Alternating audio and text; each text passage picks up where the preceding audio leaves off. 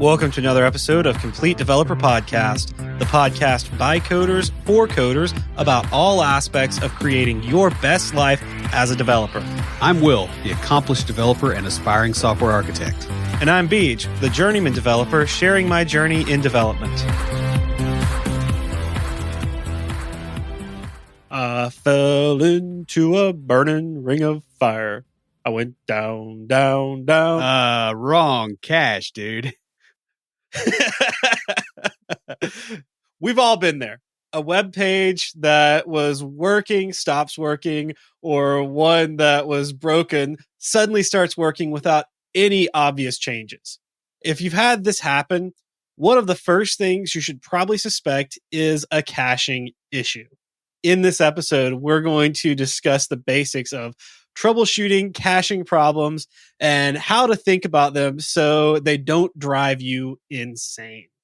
But before we get started, Will, what have you been fighting? Well, I got Windows to be stable for the moment, and I've blocked all future updates so that I can actually record my audiobook. Wow. Yeah, so I recorded the first chapter, which was 26 pages on Sunday. It took me about 45 minutes to record, so it wasn't too bad. There were some audio things that I need to straighten out that we're going to take care of today, but whatever.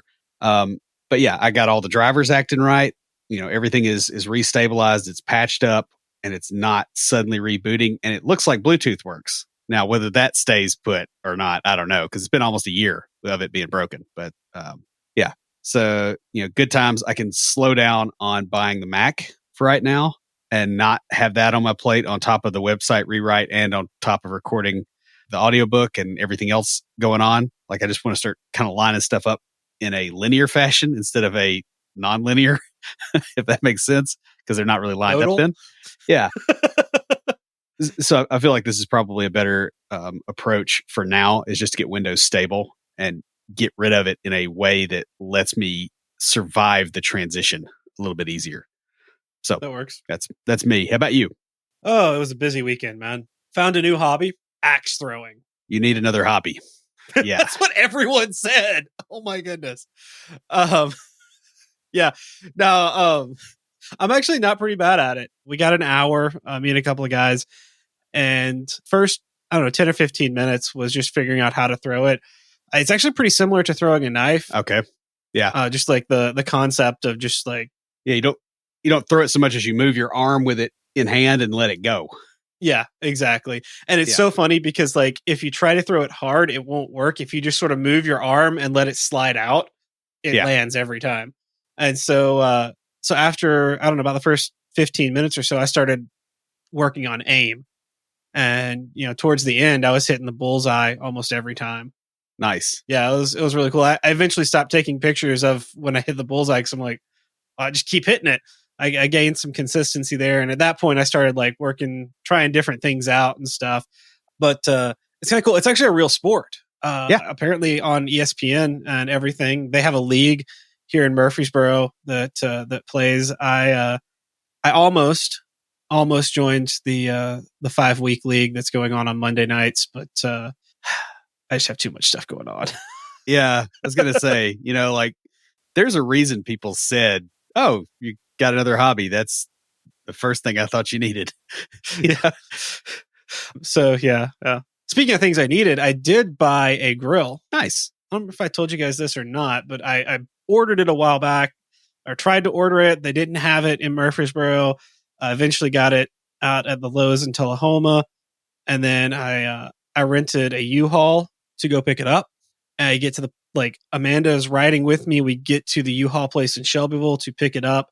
And they're like, we don't have trucks. We only have trailers here. I'm like, thanks. I ordered, they said you did online. She's like, yeah, the website will do that to you a lot. They're hoping that you'll buy something else when you're here. I'm like, that just ticks people off. That doesn't work. Yeah, no. And so that happened. I call them. They're like, oh, hey, well, we don't have any pickup trucks, but we will give you a moving truck for the same price as the pickup truck. I'm like, all right, cool. They sent me over to the other U-Haul in Shelbyville that had trucks. And I go in and she's like, all right, that'll be $95. I'm like, what? And she's like, well, it's $20 to rent the truck and then it's $1 a mile. I'm like, wait, what? And I estimated 50 miles because, driving back and forth and stuff. And I'm like, no, the whole point was to be cheaper than the $65 fee to have it shipped out to my place. So yeah, no. So we left there and Amanda was like, well, call Murfreesboro and see if they have any. And so I called there and they had a pickup truck and it was going to be $80. So that helped with your focus considerably during the axe throwing, I guess, huh? Oh, no, this was after the axe throwing. Axe throwing was Friday night. This was Saturday. So that's your problem. Sunday, I went go-karting. Like I said, it was a busy weekend. Anyway, I called my mom and my mom was like, well, I was like, can I borrow your SUV to go out there? And she's like, well, yeah, she was over at my uncle. She's like, I'll meet you at my place and I'll help you load it and stuff. So Amanda could go work on her classroom some more. So mom and I do that. And on the way out to Tullahoma to get it, mom's like, oh, by the way, I have this 20% off coupon for Lowe's. I know, right? And I'm like, okay, thanks, mom. I don't know because I ordered it online. We get there, they're like, yeah, since I hadn't picked it up and paid for it, they let us put it on apply the coupon. Yeah, mom, between renting a truck or paying for shipping and then that 20% off ended up saving me about $100 on this grill. And I'm just like, yeah. Hope you spend it on meat to grill. Yes. Yeah. So yeah, that's going to be a lot of fun. And then, like I said, Sunday we went go-karting to the indoor go-karting place. Dude, we should do that sometime. It's a lot of fun. Nice. Work-wise, I fere like I'm in meeting purgatory. Man, I was on a call all day today. I know how you feel, man. It's like my headphone batteries were going out at the end. I was like, I gotta go. Mm-hmm. Yeah, some of it is pair programming and stuff, so it's not too bad. But it's just like people who aren't developers don't get that our job isn't done in meetings, like because their job is, and so they think everyone's job is done by having meetings. And it's like, no, my job is done sitting on the computer working on stuff. So no, but that said, one meeting that won't be bad for you is if you want to take your financial confidence to the next level. Lucas Casares is a fee-only certified financial planner and financial coach serving tech professionals with his company, Level Up Financial Planning, virtually out of Fort Collins, Colorado. Yeah. Level Up Financial Planning changes the financial planning game by empowering you to live your best life, regardless of whether you are just starting up and need to build your financial foundation or you're mid-career and navigating the complex and competing goals. Also, the meetings are pretty fun. Best of all, Lucas and Level Up Financial Planning is a fiduciary for his clients, which requires him to act in the client's best interest. He's not a salesman, so you pay as long as you're getting value and you stop paying when you're not getting value. You can find some fun and free resources. Also, learn more at levelupfinancialplanning.com.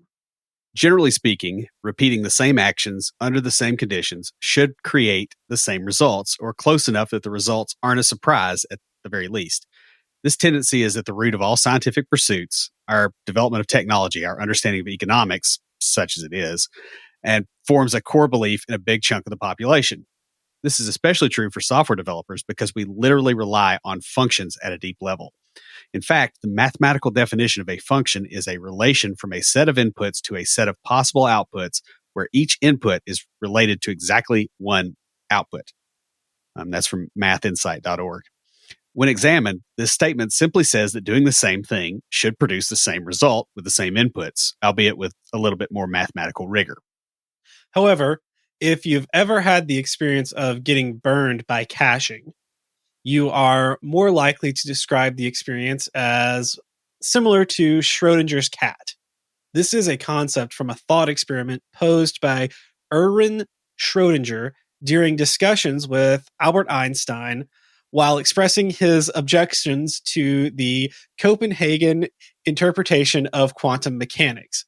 While a full discussion of this principle is kind of beyond the scope of the podcast, the gist of it basically is that if you put a cat in a box with something that would kill it, in this case, a radioactive particle, that if you couldn't perceive what was in the box, one could model it that cat as either being alive or dead. While a somewhat gruesome notion, if you have ever dealt with cache invalidation of unknown length, this probably sounds familiar. So if you suspect a cache issue, because things are behaving in a way that indicates Schrodinger's cache might be your issue, you probably need a reasonable way to think about your troubleshooting efforts.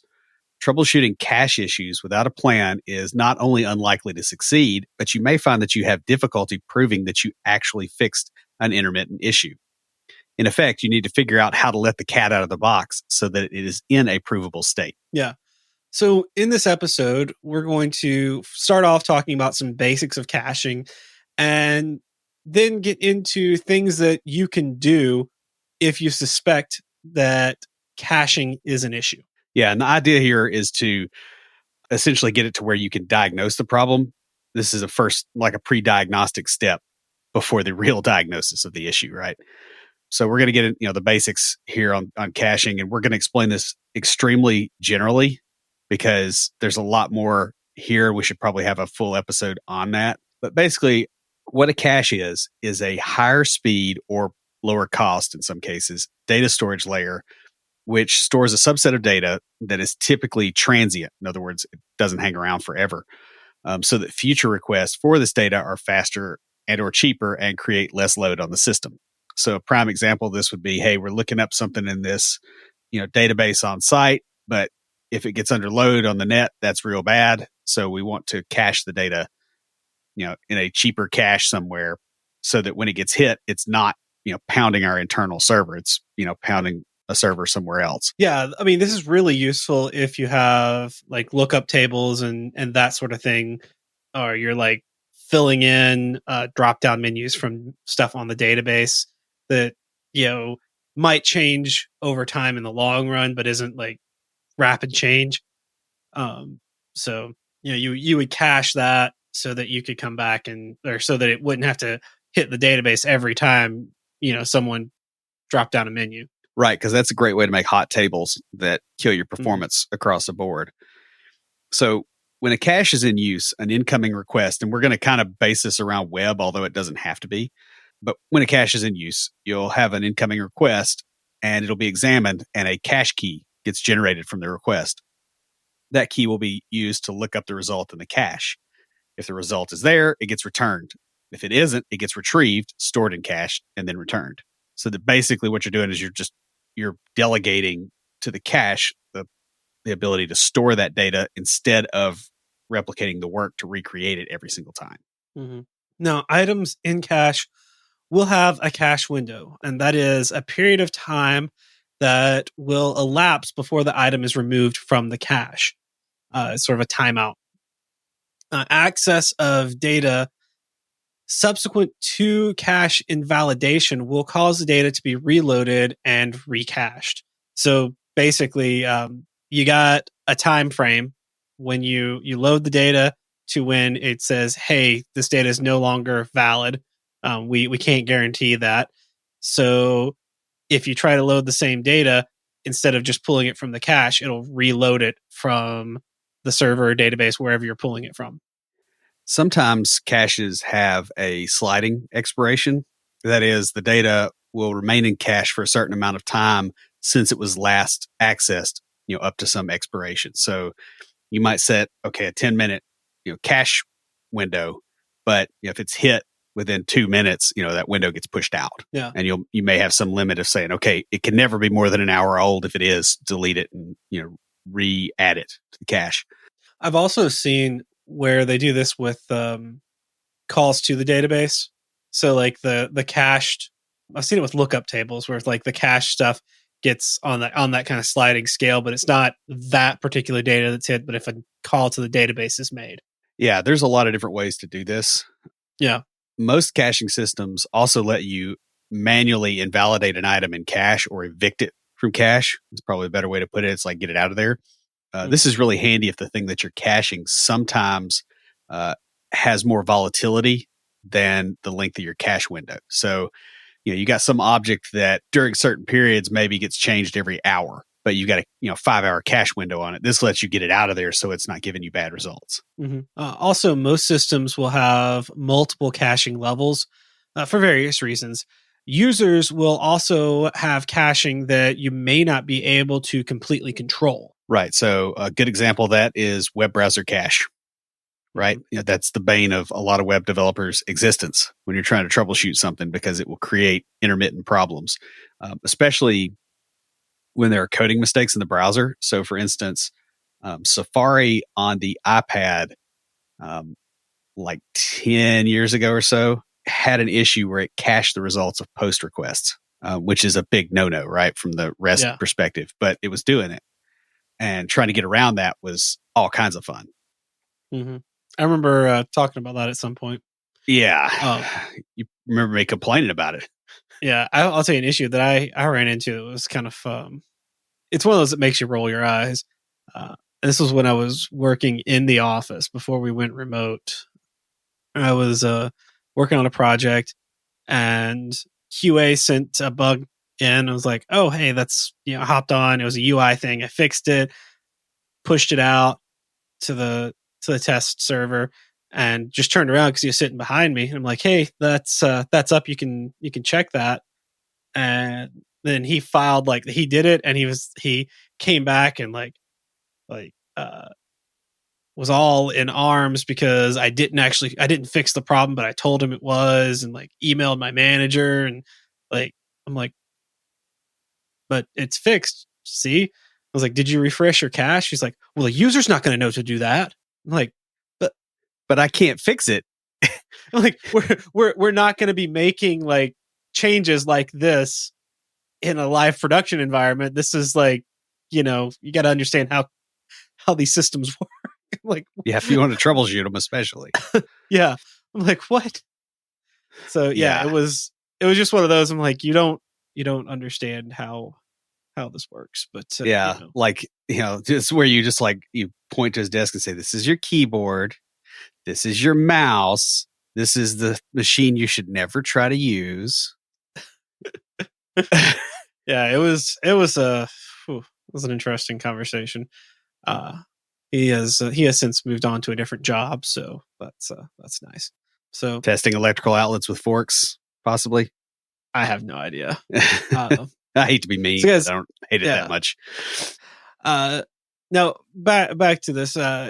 You should note that these tips for troubleshooting cache issues will not let us tell you what the state of Schrodinger's cache is in your environment, but these are just ways of peering into the box.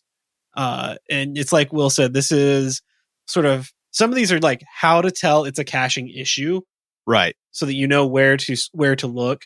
I've explained this many times to people. The way that I debug things is the first thing I do is I try to figure out where the problem is. Yeah, it's funny how many people are like, oh, apply the scientific method, but they can't formulate a hypothesis because they won't do the exploratory testing to get one. Yeah.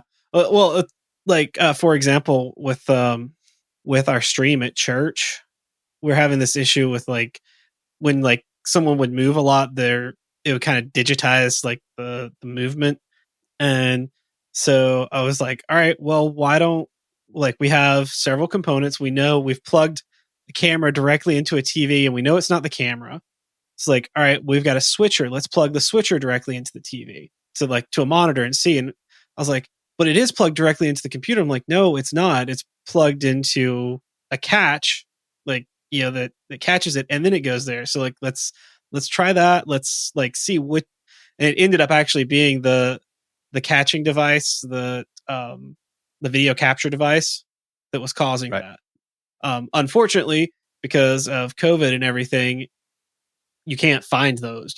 We can't upgrade right now because they're all on back order because everybody is trying to buy them because everybody is having to do streaming. Yeah. So no.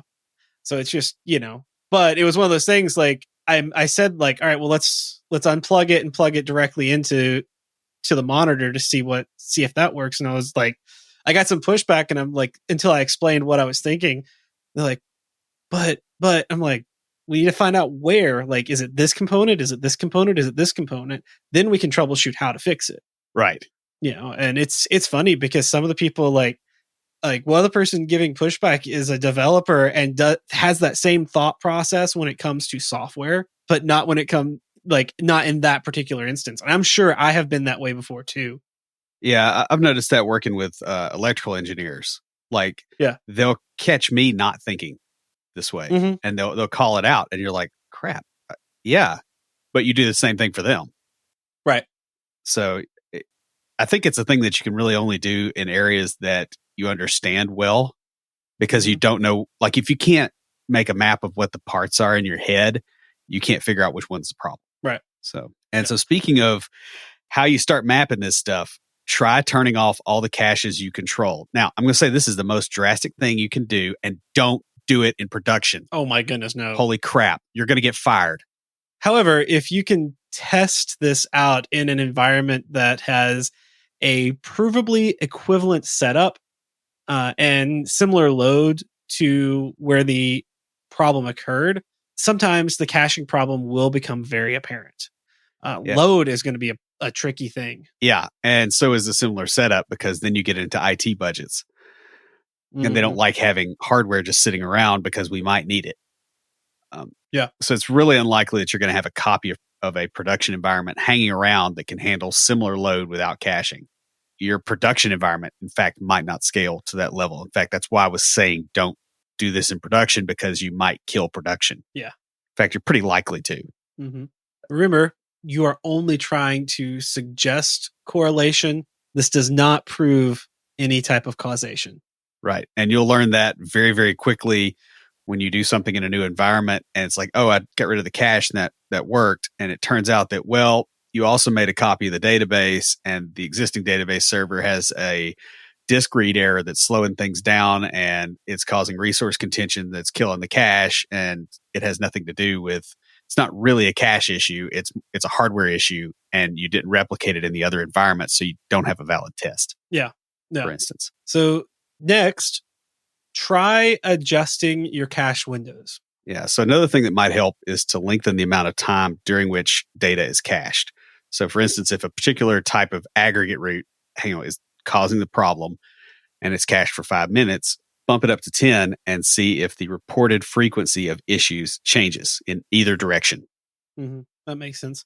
Note that if an issue appears to go away when you do this, that doesn't mean that a cache window adjustment will fix it.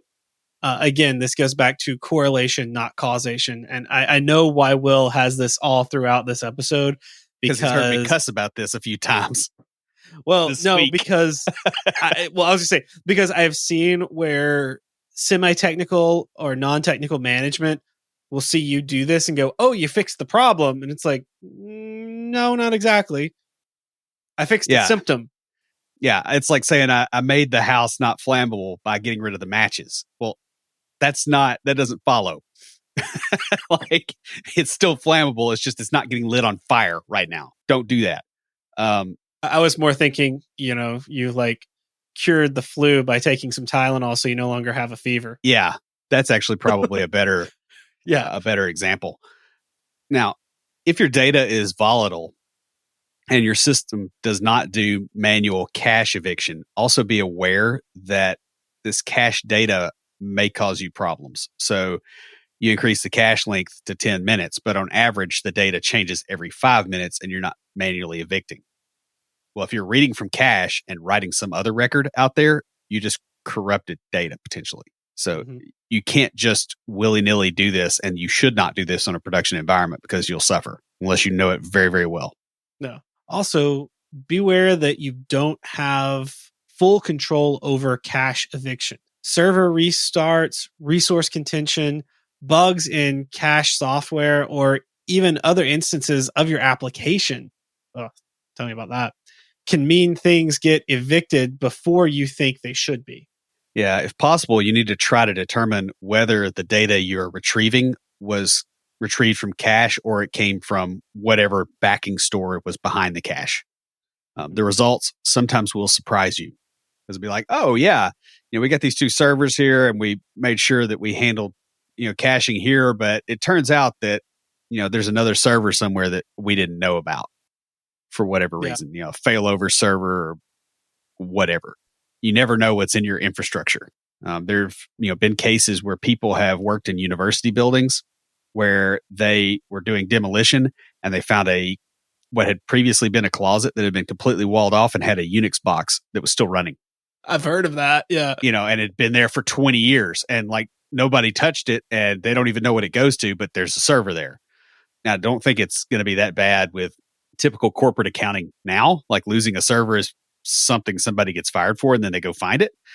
But it's entirely possible to have a machine that you aren't completely aware of doing stuff that you're not aware of. Mm-hmm. Yeah. Or things on machine that you're not aware of. And I've got a good story about that for later, but yeah. So the next one is to try adjusting the cache invalidation rules. So if your app is using hard cache timeouts, try switching to a sliding cache timeout. Yeah. And what you're looking for here is if the issue's frequency decreases or increases in a roughly proportional manner to the amount you change the cache timeout, this tends to indicate that the problem is related to cache.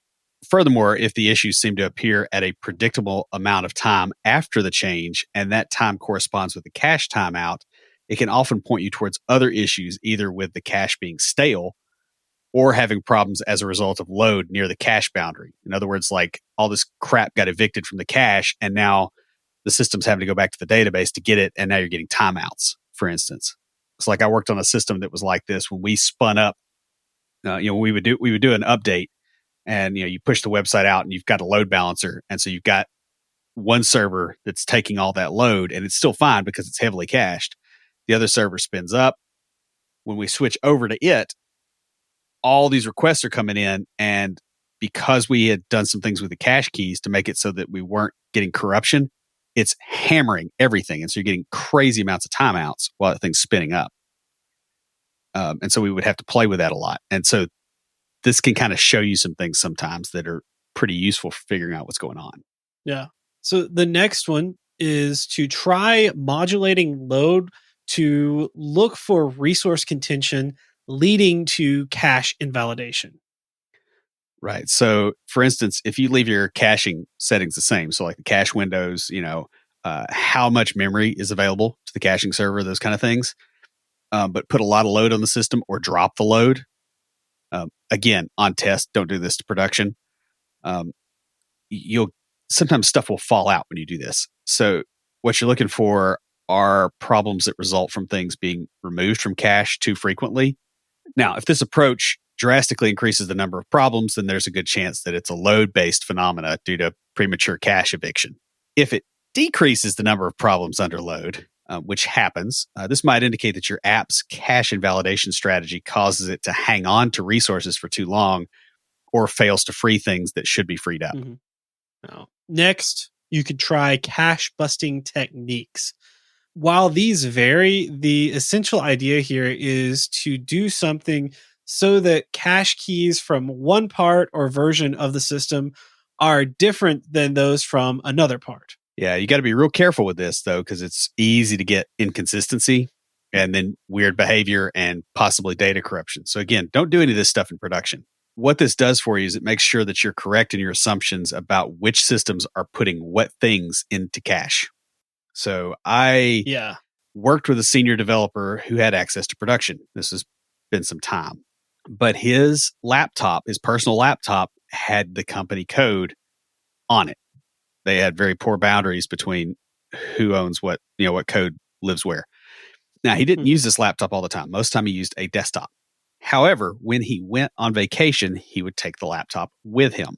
And every year when he went on vacation, systems crashed because he would be loading up and, he's at the beach, he's bored, he's working on some stuff, and he's putting crap into cache while he's doing that. But the problem is he's changing the shape of that data, and he forgot that he had the production cache information in his web config. Right. And so you're like, what? Why is it doing this at, 10 o'clock so on a Monday morning? How long did it take you guys to figure that out? It had been going on, I think, for 3 years when I got there. And I was not one of the ones that figured it out. Like I heard from somebody else after I left. So you can imagine that's, that's a bit of a problem. Yeah. And there wasn't sensitive data in that production cache, right? So like, it's not like there was HIPAA or anything else. It's just that, hey, you're breaking the app in weird ways. And oh yeah. Oh no, dude, I've worked on several things now. I don't have anything from work on my personal laptop, and I don't have anything personal on my work laptop. I try to keep those completely separate. Yeah, same here. But like, it's just one, it's kind of a requirement at my job, but also it's just a smart thing to do. The only crossover I have is my Google account on Chrome, and that's just because sometimes I'll look up resources when I'm at school or studying for school stuff. And I'm like, ooh, that's a really good resource. I'm going to store it on here so that I can have access to it at work, Yeah, I email those to myself at work. It's actually probably, a good idea. But yeah, so like that's as close as it gets to any crossover, and that's just, links to resources. But I mean, think about what happens if you change, even if you were using the data in exactly the same way, but you updated your JSON serializer and it changed the way it serializes property names to uppercase, which never happens, Mm-hmm. Like that'll break things on the other end. And you'll look at the data and you'll be like, why is this busted? Because it'll look right. Yeah, definitely watch out for that. Another thing to watch out for is cache window mismatches. So if two chunks of data are similar, so they come out of the same tables, but they're for different purposes or whatever, so it's not the same structure, they probably should have similar cache windows as far as like the length of time you store it, right? So like if you're like, I store invoices when I pull them out of the database, right? An order is different than an invoice, but a lot of the data comes out of the same tables, right? Yeah. I don't want one of those to be drastically different than the other, because if one of them changes, the other one is now stale, unless I have some kind of crazy cache eviction that can spider through and figure out how everything's related. So you're going to want those to be similar. Now, this includes data that is rolled up for aggregation. So like it might be, hey, this is an invoice, but if you've got an object that's just your outstanding invoice totals for somebody, that needs to follow a similar policy, right? Like if those get updated, that has to get updated too, or it's stale. Now, some systems are tolerant of that to varying degrees because people expect things to be slow. But if they don't, it has to be there together. Essentially, what can happen is that one piece of data is kept longer than the other, and that periodic application errors can occur because the assumption is that they are kept for the same amount of time. It's like when you make assumptions, blah, blah, blah. You and umption. Yeah, right. Because it's not you and me. It's your assumption. I'm not involved. So like think about a bank account balance, right? That's a running aggregation of activity on the account. Mm-hmm. Let's say that only gets updated every 4 hours, but your transactions are updated immediately. Well, what happens at, like you just got home from the grocery store and you decide, I'm going to balance my checking account, because everybody does that now instead of going online, and you start doing it manually, your bank balance is going to be off big time. And if those, if the pending transactions aren't showing, that can be a problem. Oh, another one that might be a little bit more relevant is if you go to a restaurant and you tip, your pending transaction will be the cost of the, cost of the meal. It won't have the tip on there until it goes in.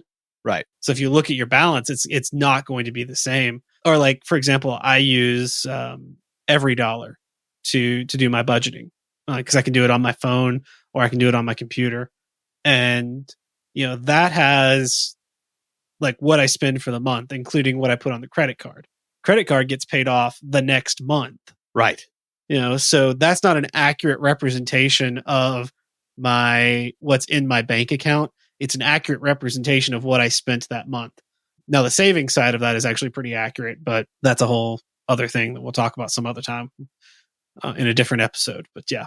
Yeah. Time travel with bank accounts and ledgers and those kind of things is all kinds of fun. But yeah, this could be an issue. Another thing that's a mismatch type thing is cache usage. So look for ways in your app, and you'll have to do this probably by looking at code, where some parts of your application and or supporting pieces of it circumvent caching, either for reads or for writes. So some of them be like, no, I've got this console app and it's going out here and it's doing some kind of processing. Well, I don't want to cache, right? Or I've got different cache settings. And so now there's a mismatch on how this stuff gets cached. So, it can be causing problems in the main system by putting stuff in there that no longer matches the rest of the system as far as its understanding. So it's easy to get stuff out of consistency, essentially. So it's not really a cache issue, but it's a consistency issue. And the result of this behavior will still be sporadic, and it may put things into cache that get emitted somewhere else and cause a problem, further out. So like, let's say an order, has to be in there for a little while before it really, should be in the cache for some reason. But this thing grabs it and says, oh, I'm going to stick it in the cache because I'm not treating it the same. No. Watch for those kind of situations. Yeah. So this can get really interesting when you have multiple levels of caching involved. So like you may have browser cache, then web server, and then a cache server. And just like you can. And a denormalized database to rule them all. Yes. And you can just like keep going down into the different levels of inception here. Yeah. So I've seen one like this. We had a dynamic menu that people could build when they're kind of setting up one of their sites. Mm-hmm. And the menu was stored in the database. But this was pre-hierarchy ID becoming common in SQL. And it still has some performance things, honestly. And so we did this whole spanning tree thing, and you get the whole thing out. And it's really expensive to get it out, sort it out, and hand it back. So we obviously cram that into a cache, right? Because you're making a tree structure out of a flat structure, right? There's a lot of work that has to happen for that to occur, and so it's expensive. Well, we put it in the cache, and to get that, you would make a GET request to the server. Okay, that's fine and dandy. The GET request gets the menu, builds it dynamically. This is back in the web forms days, it's a long time ago. And so, that seems like it works. It updates when they update, but if somebody else updated and hits the site, their browser cache has cached that GET request. So now you have a menu that is incorrect and stuff may have been taken down off of there. And when you click the link, it doesn't go anywhere. Or you get a 404 or something. And that's a pretty serious issue, stuff just disappears and you can't fix it. No. So the next thing you want to do is to look for bad cache key generation. You make sure that your cache key generation is consistent across your app for the same type of return payload. Also make sure that there isn't an overlap in the cache key generation. Right. So let's say that you're doing domain-driven design and you've got some kind of aggregate root that is used in a bunch of different places in the system. It should be cached consistently, generally, across the system so that, one of them isn't getting something that isn't, that's stale, or one of them isn't getting something that's too new that it shouldn't be getting. Because otherwise, things get really, really tricky to trace through the system. You also have to watch where if you've got two pieces that are dissimilar, that you're not generating the same cache key for them. And so, again, a DDD example. Let's say I have a person class in two different systems. One of them is what HR envisions as a person with all the crap that goes with that.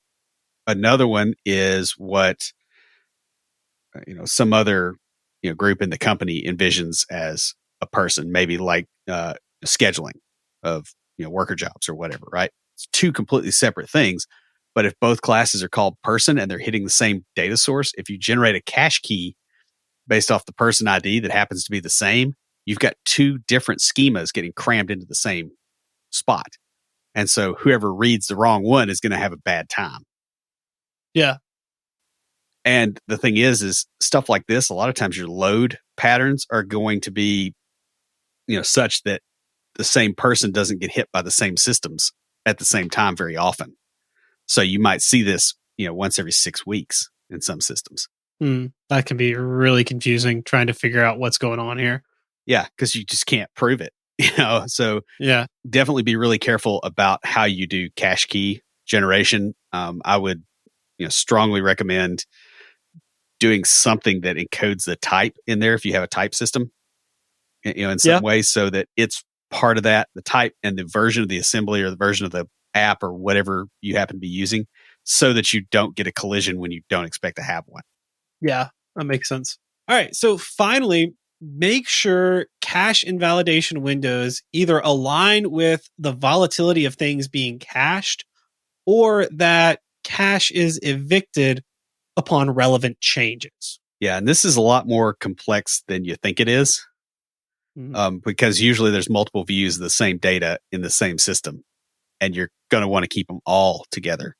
And you've also got to trace relationships and all this kind of stuff. It can get pretty hairy pretty quickly. A lot of times data will have changed since it entered cache. So sometimes in some cases this is completely acceptable. It's fine, right? Like, it's your roll up of fees for the day. Well, they don't think that your activity 5 minutes ago should necessarily be rolled up. That's totally fine. But sometimes you need it to be accurate up to the minute. Yeah. So you have to look at how volatile the pieces are that you're putting into the cache. So how often do they change, and how often are we going to store them? However, volatility itself may be volatile, right? Depending on application usage patterns. And the volatility of that volatility is also volatile. There's like volatility all the way down. Oh, so it's a turtle. Yeah, basically, it's a turtle. Yeah. And it really depends on your app usage pattern. So, for instance, let's say that you're running a warehouse that sells decorative Christmas ornaments, some crap or whatever like that. And not saying that you would do that. Not that there's anything wrong with it. I'm not saying that I wouldn't. I mean, if it's making me money, it's making me money. Yeah, it's really simple. So during the normal course of the year, that's, your warehouse inventory is not super volatile, right? You get a truck in that's got some stuff, you put it in the warehouse, probably you're not selling much in June. That's a reasonable assumption most of the time. Yeah. Now, say November rolls around, all of a sudden, now you are selling stuff. And so your inventory is now more volatile. In other words, it's changing more frequently, and your system's under more load because people probably aren't shopping in June either. All right, cool. Well, over years, that may go up or down as well.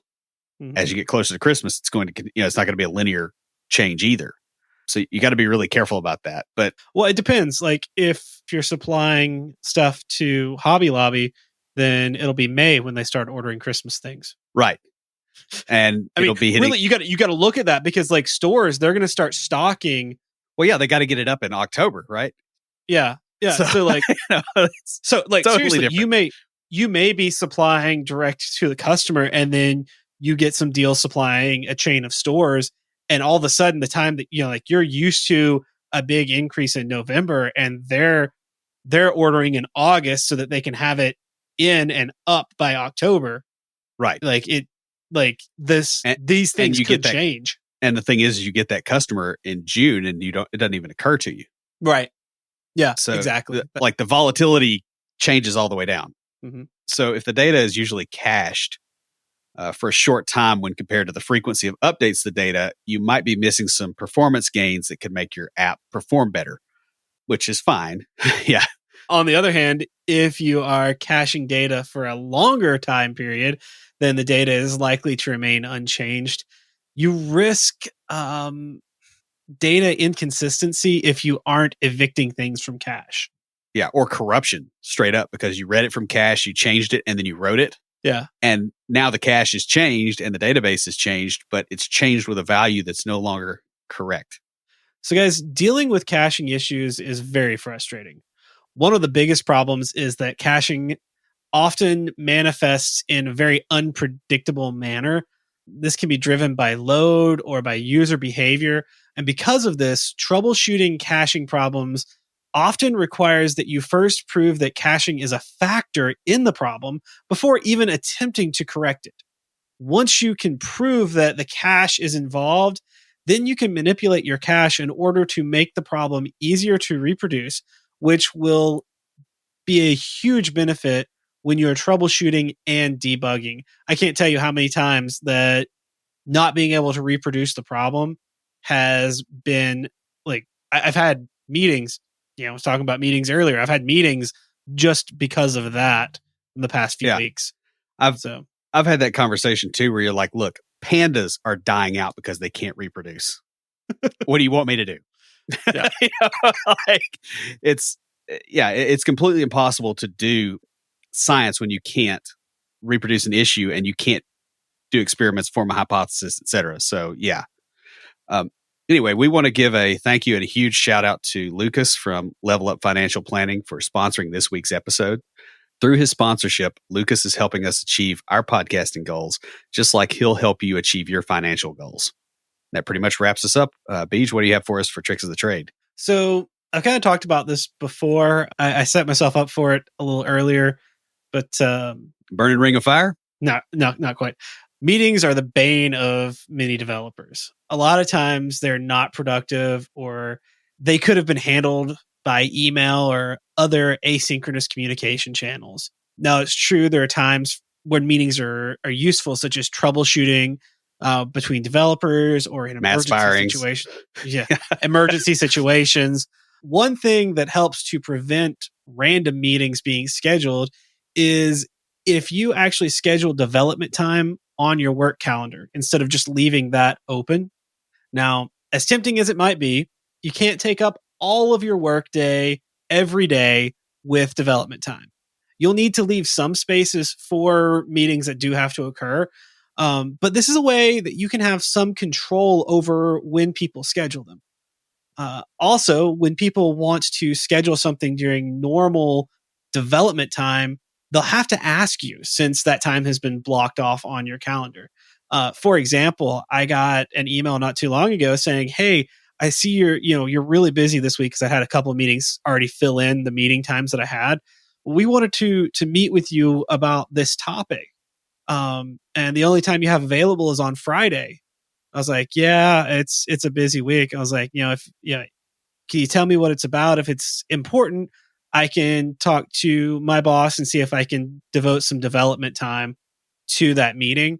And they didn't include my boss in the email, so I just copied him. Like, I went ahead and copied him for you so that, it's easier. And of course, by doing that, he came back and he's like, "Hey, my developers have, their job is development. Can you give us an agenda for this meeting? What's it going to be about? Like, can we do this offline? Does he need to spend an entire hour on a call? That kind of stuff." And it was really great because I have a really awesome boss who stands up for his developers and just goes, "Hey, he doesn't throw us under the bus, so to speak." But and from that, we found out, oh, this is what they want to talk about. And we're able to go, "Hey, I can tell you this information via email, and then we can discuss these other questions you have." And we're able to cut the meeting down to 30 minutes.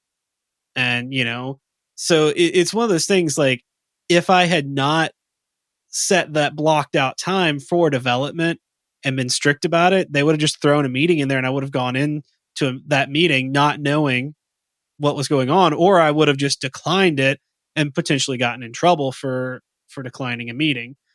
But because of having that, they had to reach out to me and say, "Hey, do you have any openings in your schedule or anything that, we could fit this into?"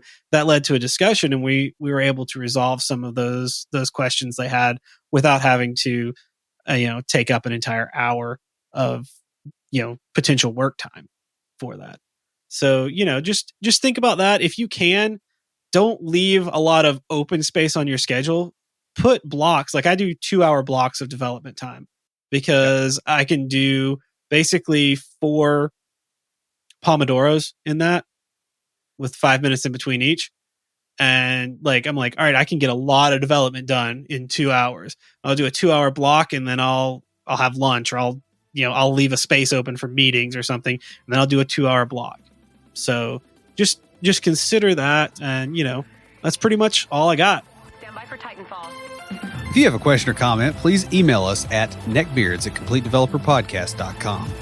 Our theme music is an excerpt from Stand By for Titanfall by Pure Bells, available on SoundCloud and licensed through Creative Commons. The intro music for IoTs is Hillbilly Hip Hop by Jason Belcher. For references, show notes, and to sign up for weekly emails with extra tips and insights, be sure to check out the website at CompleteDeveloperPodcast.com. You can also follow us on Twitter at CompleteDevPod and like our page on Facebook to keep up with news about the show. Catch us each week as we broadcast live, talking about what's going on in the tech world and answering listener questions. Learn more about all of our shows and groups by going to CompleteDeveloperNetwork.com, where you'll find links to Junior Developer Toolbox, Developer Launchpad, and our other communities. Thanks for listening. See you next time.